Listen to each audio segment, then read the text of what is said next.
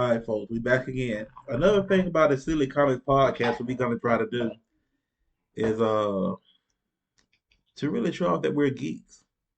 You know, Hmm. like Tony said, he's a weirdo. How you say it, Tony? Oh yeah, I'm a weirdo. I'm And a straight ass geek, boy. Geeking the butt, geeking out. and we about to geek out big time on this one. Tony don't know what the what we're gonna talk about today, but I'm about to announce it.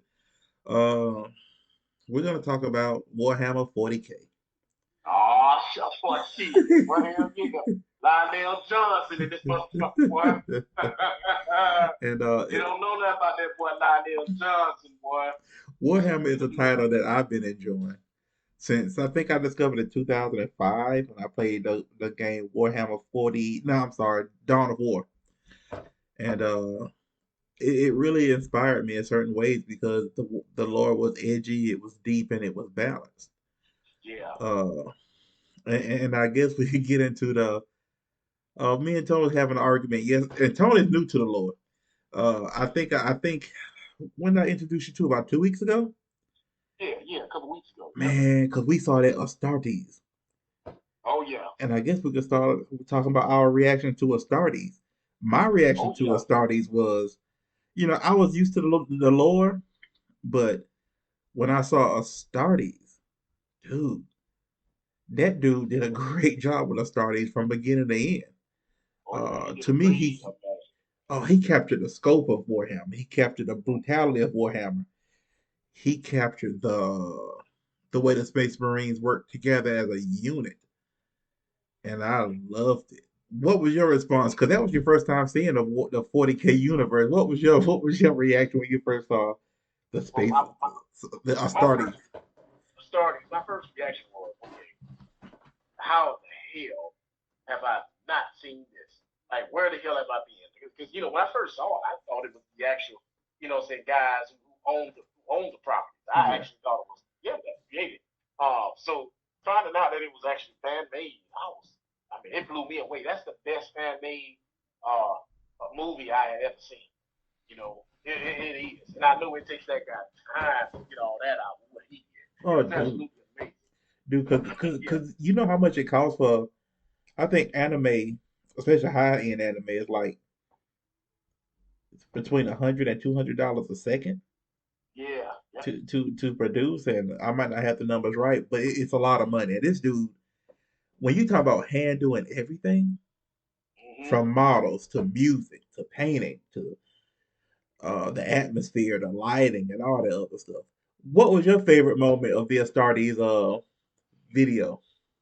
My favorite moment was when the cypher, he was in that room with the cypher started twitching a little bit.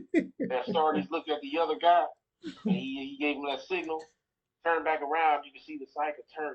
He turned to look towards him, and then next thing you know, he looked like he was screaming. His face was like black with blue lights coming from it. Yeah. And that damn big ass damn Astartes got them grabbed his ass by the head, punched that damn thing off, and then the other one just loaded him, just put rounds in him. I was like, oh my god, I was like, damn, that's overkill. He already punched the guy head off, but then understand that then I had to get more and more into the lore to realize that, yeah, while I thought it was overkill, that's really not. That's what you have to do in order to take out the cyphers and a lot of other characters you know, Warhammer.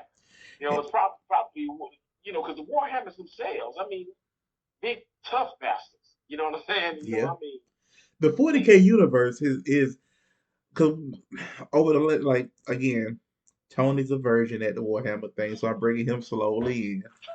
I'm not trying to stretch him out too bad, but but because from what you're used to, because he's used to the Star Wars and all this other stuff, but the Space Marines have to be that way.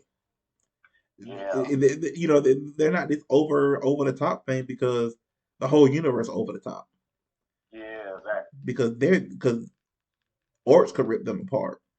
The ruinous powers of chaos could beat them to a pulp. Yeah, So they're not the ultimate things out there. They just kind of barely holding on in the dark grim the future grim universe. There's only war. yeah, So if you kind of been learning, and you figured out the God Emperor. What do you think about the God Emperor? What I think about him is, I like him as a character. He seems like a very one of those almighty, all powerful characters. I would like to know more about him. First off, my impressions as of now. I mean, he doesn't come off as this wannabe god character or anything like that. It's like he just is. Yeah, You know what I'm saying? Extremely powerful. He seems like a very caring and loving type of person. But we know he loves his sons. Uh, those big old the Primarchs. Primarchs. Yeah, Primarchs. Yeah, we know he loves his sons. Some relationships, he could have had some relationships with because not all of them did he have a very close relationship, and it wasn't because he didn't like him or anything like that. It's just because you know when you they have different personalities. Yeah, You know what I'm saying? So some of them are may not be as talkative or as endearing or open up to him. You know what I'm saying? As others would. I do feel like Horace might have been his favorite. yeah. I do feel like that.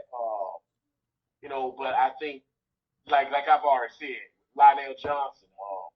Lionel Johnson to me seems like the closest one to being like the Emperor. Like I said, I'm new to it. I'm just now getting into the lore. But let's But let's get into your boy because when you learn, you're gonna have your, you're gonna find a Primarch that really suits you the most, or you find what race suits you the most, and even what chapter suits you the most. mm, I've always tipped. I've always liked the Space Wolves. I've liked the Dark Angels a little bit. That's your guys, and I like the Iron Warriors. I know they're a Chaos group. Uh, but yeah, like I said, this is about you learning. So which Primarch, which you already said that early on in the episode, which Primarch resonates most with you? Lionel Johnson, straight up. Lionel Johnson. And let me clarify. I guess be more specific when I said to me he seemed like the one most like the Emperor. I say that, and he seems to be the one most like the Emperor in the respect they gone. Because Lionel Johnson is a very respected Primarch. The one thing like I've talked to you about, Lionel, one of the things that might have, been his faults was he doesn't seem as flexible as other primates. Yeah, I think he's straightforward by the book. There's no gray there, but he does resonate more with me. If it's either gonna be like this, saying you can roll with it, or I can roll right over it, and it's as simple as that. You know what I mean? He's a tactician, so he thinks a lot. He plans his moves very strategic. He's not going in there like a big brute swinging an axe or swinging a sword. That's yeah. not his style. You know what I'm saying? And he's very careful with his secrets. You know what I'm saying? So I resonate more with him. You know what I'm saying? I just Kevin Lee, I just love. I said, okay, this is the guy. You know what I'm saying? That I can be. And I like all Primarchs. The one I don't like the most though is Force. I'm not really fun, of course. I really don't see what the hell the damn Emperor sees. You know what I'm saying? I'm just not really digging the horse. Because well, horse to me don't come off as anything special at all. Horace Like, was he was because he was the most charismatic and the most confident one because Sanguinius he never kind of wanted the leadership role. mm-hmm, Same thing with Robert Gilligan. yeah, But I think that's the thing what the emperor should have. Now we can always talk about did the emperor know this was going to happen? Did he think because just like Lionel Johnson, the emperor would do things for the greater good. Because mm-hmm, I know you haven't seen this yet, but when the emperor had the Primarchs when they was in that infantile state, the ruinous powers of chaos came in and sent them to different places. And the mm-hmm, emperor walked in on it and he just was like, all right. He just looked and let it happen. yeah, So yeah, that caused people, if you read that, to think why he didn't stop that, and that would kind of cause Horace to fall down, to fall the way he did because that information was revealed to him, that the Yeah. emperor allowed it to happen. So that would cause those daddy issues. Yeah, it caused a big. I can see that really causing a big issue in course and causing him to kind of break down a bit. Yeah, and you know, not really degrade the way he did, but just kind of fall apart. Like because It helped him uh, get there because all of them went through some hard times. yeah, oh Because yeah, they they did. were sent to different planets and all this other stuff, and instead of being under with their father, they got kicked out into the. But it's almost like the 300 where they send their people when they send the children out to the wolves or to the Yeah, cold, and they got to either come back or come back on your shield. hmm, That's kind of like how they were. yeah, exactly. Yep, yep. And that is how they were. All of them. And They had hard, and tough none of them times. had really because they just had a father. They never really. I know some of them had mothers that helped them come about sometimes, but most they come from a harsh place for most of them. Yeah, And Lionel exactly. Johnson, when they found him, he couldn't even talk because he was raised by whatever beast they had on the planet. Yeah, he was. Oh, was it? I don't know. Was it wolves? Yeah, he's raised by wolves. If I'm not now, mistaken. now he was raised by they don't know who, they don't know what, Probably was a damn lion. because his planet got a bunch of beasts on there, these really chaotic beasts, and he was raised by who knows what. Yeah, you're right about that. So Yeah.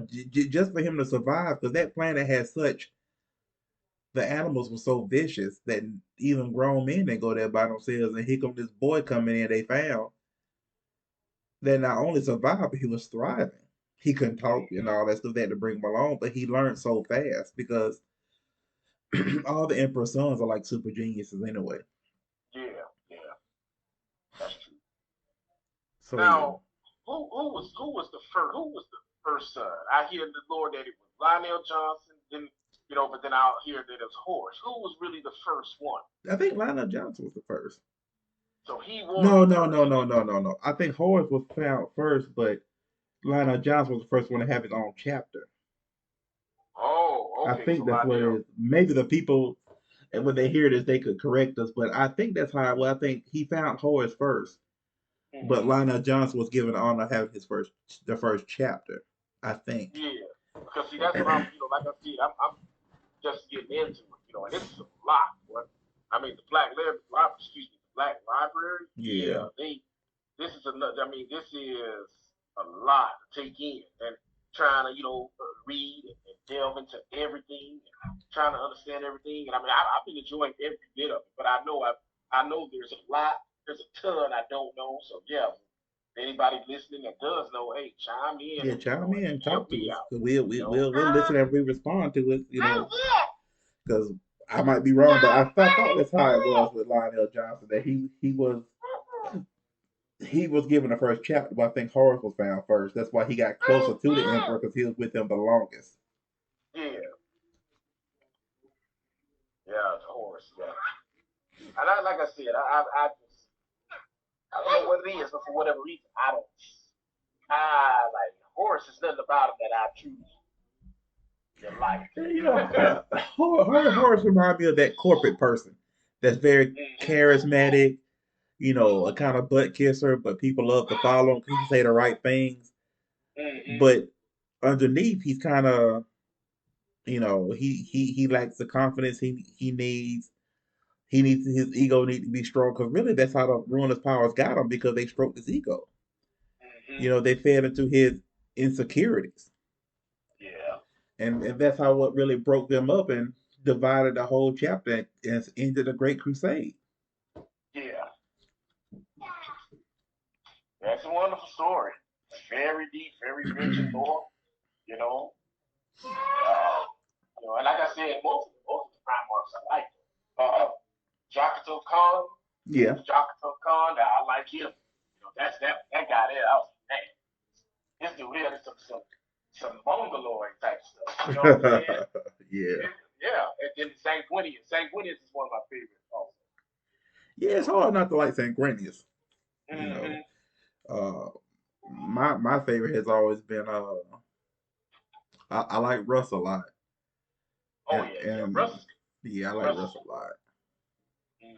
I like Russ. You know him, Sanquinius. It's a bunch of them. It's 12 of them. Forgot the other one's name. Like I said, you have to help me out. I forgot his name. It's not Sanquinius. And you guys out there, you can tell us your favorite Primarch. Who's your favorite Primarch? Yeah. You know, Who is I your love favorite? to know that. And why. You know, because people like Ripper, from the Ultramarines, Robert Gilliman, you know, uh, he's a good one, and he came back. Yeah. So I got to read into that lore a little bit because I've been kind of out of it for a while. So I have to catch back Yeah. up with it. And the biggest thing, what else I like about and not just the Space Marine, but it's the whole universe because you have the Imperial Guard, which could be a story within themselves. Mm-hmm. Uh, you got so many things you could like. Some people could resonate with the orcs. Some people could like the Yeah. Eldar. Some people could like the Tau Empire or the different chapters and how they get into it with one another, or even the powers of chaos. Yeah. And Yep. Hey, like you hey, said, the universe is absolutely terrifying. it is. There's nothing there. Like I said, there's nothing PG-13 about this. Not Nah. at all. So, And there's that's what none resonates with me PG-13. more than other stuff because it's edgy. It's not this kiddie thing. It's a true war, and it's kind of cool because because the Great Crusade was supposed to get rid of religion, but when the emperor got killed, he became a god for over Mm-hmm. like 10,000 years, and and everything has gotten stagnant within the empire because they scared to move forward because it just. But that's why the writing is so good Mm-hmm. because it gives you them questions where what if the emperor come back? What would the emperor think of his empire if he see it with them worshiping him? Yeah. But some people ask, what was that his purpose of getting rid of all religion so he could be a religion? You know, Yeah. because that could be the reason why. Could be. Could be.